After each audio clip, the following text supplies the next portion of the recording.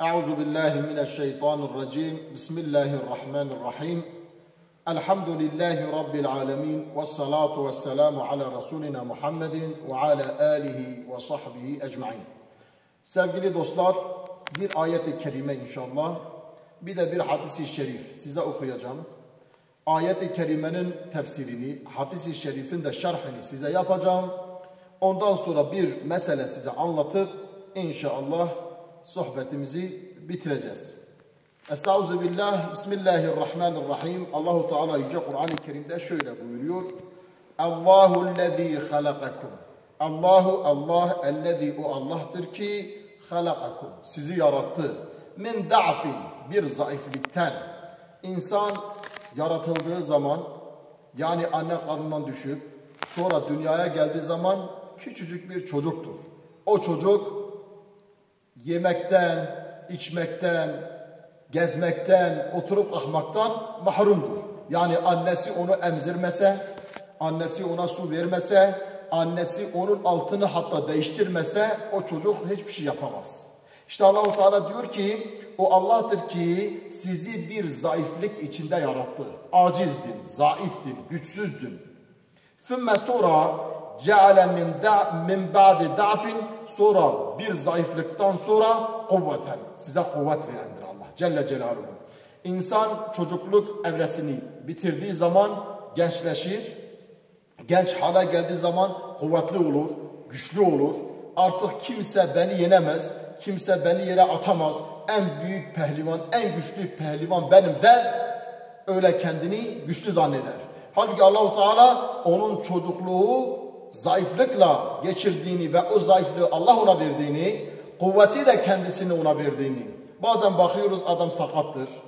Adam evet geç yaşındadır ama o kuvvet onda yoktur. İşte kuvveti veren de, zayıflığı veren de Allah'tır. Allah Celle Celaluhu doğarken sizi yarattı, size bir zayıflık verdi. Sonra büyüdüğünüz zaman size ne verdi? Bir güç, bir kuvvet verdi.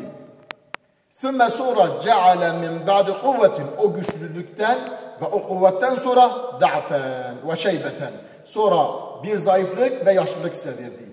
Yaşlandıran da Allah'tır Celle Celaluhu. Adam çocukken zayıftır, yaşlıyken yine zayıflıyor. Yani yaşlı adam da aynı çocuk gibi oluyor. Çocuk hatta Alzheimer hastalığına müptela olmuş, hastalığına düşmüş bazı insanlar hiçbir şey hatırlamıyor. Aynı çocuk gibi bakılması gereken bir hale düşüyor. Allah-u Teala diyor ki Celle Celaluhu size zayıflığı da veren, size kuvveti de veren, sonra sizi yaşlandırıp zayıflatan da kimdir? Benim diyor Celle Celaluhu. Sonra yahluku ma yeşâ. Allah istediğini yaratır. İstediğine kuvvet verir. İstediğine zayıflık verir. İstediğini küçültür, istediğini büyütür. İstediğini aziz eder, istediğini zelil eder. Ve huve o Allah el-alimu, alimdir. Her şeyi bilendir. El-kadiru, gücü her şeye yetendir. Celle Celaluhu. Sadakallahul azim. Sadaka. Doğru söyledi. Allah, o azim olan Allah, o yüce olan Allah en doğruyu söyledi. Evet sevgili dostlar, zayıflıktan sonra kuvveti, kuvvetten sonra zayıflığı veren kimdir? Allah'tır. Çocukluktan gençliğe, gençlikten yaşlılığa götüren ve yaratan kimdir? O hale getiren kimdir? Allah'tır Celle Celaluhu. Sonra bir hadis-i şerif. Ve kâle Resulullah sallallahu aleyhi ve sellem, Peygamber aleyhissalatu vesselam buyuruyor ki مَا اَكْرَمَ شَابٌ شَيْخًا لِسِنِّهِ. Bir genç bir yaşlıyı yaşlılığından dolayı ona ikram ederse, ona hürmet ederse, ona saygılı olursa, illa ancak bu gencin yaptığı bu hareketin karşılığında kayyedallahu lehu, Allah-u Teala ona ikram edecek bir şeyi kaydeder.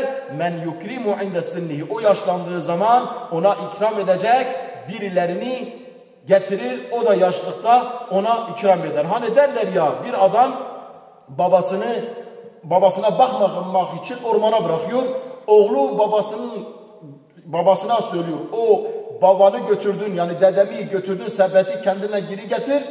Babası diyor ey evladım niye? Diyor çünkü o sepet bana da lazım olacak. Yani sen dedemi götürdün bıraktın ormana bakmamak için, ondan rahatsız olduğun için gün gelecek ben de seni bırakacağım. Onun için biz yaşlılarımıza hürmet edeceğiz. Biz çocuklarımıza sevgi ve şefkat göstereceğiz ki çocuklarımız da büyüdükleri zaman bize göstersinler. Biz yaşlandığımız zaman bize hürmet etsinler. Mekke'nin fethidir sevgili Müslümanlar. Mekke fethedilmiş. Müslümanlar büyük bir sevinç içindedir. Herkes seviniyor. Hazreti Ebu Bekir, Ebu Kuhafe olan babasını hemen gidiyor evden getiriyor. Yaşı çok ilerlemiş, yaşlı. Ancak yürüyüp gelebiliyor. Onu getiriyor Resul-i Ekrem'in yanına aleyhissalatü vesselam. Onun Müslüman olmasını istiyor. Resul-i Ekrem aleyhissalatü vesselam, ey Ebu Bekir, sen bu aciz ve yaşlı adamı niye getirdin, o kadar onu yordun? Biz onun yanına gidecektik. Bu sözü duyan Ebu Kuhafe, yani Hazreti Ebu Bekir'in babası, diyor ki ente Resulullah, sen Resulullah'sın. Kelime-i şehadet getiriyor ve Müslüman oluyor. Onun için sevgili dostlar, bu Hazreti Ebu Bekir'in de misali, Resul-i Ekrem aleyhissalatu vesselam bu güzel ahlakı bizim için ne olması lazım? Örnek olması lazım. Müslüman memleketinde huzur evleri olmaması lazım. Biz büyüklerimize, büyüklerimizin tecrübelerinden istifade etmemiz lazım. Biz tatillerimizde, biz boş zamanlarımızı büyüklerimizle, dedelerimizle, nenelerimizle geçirmemiz lazım.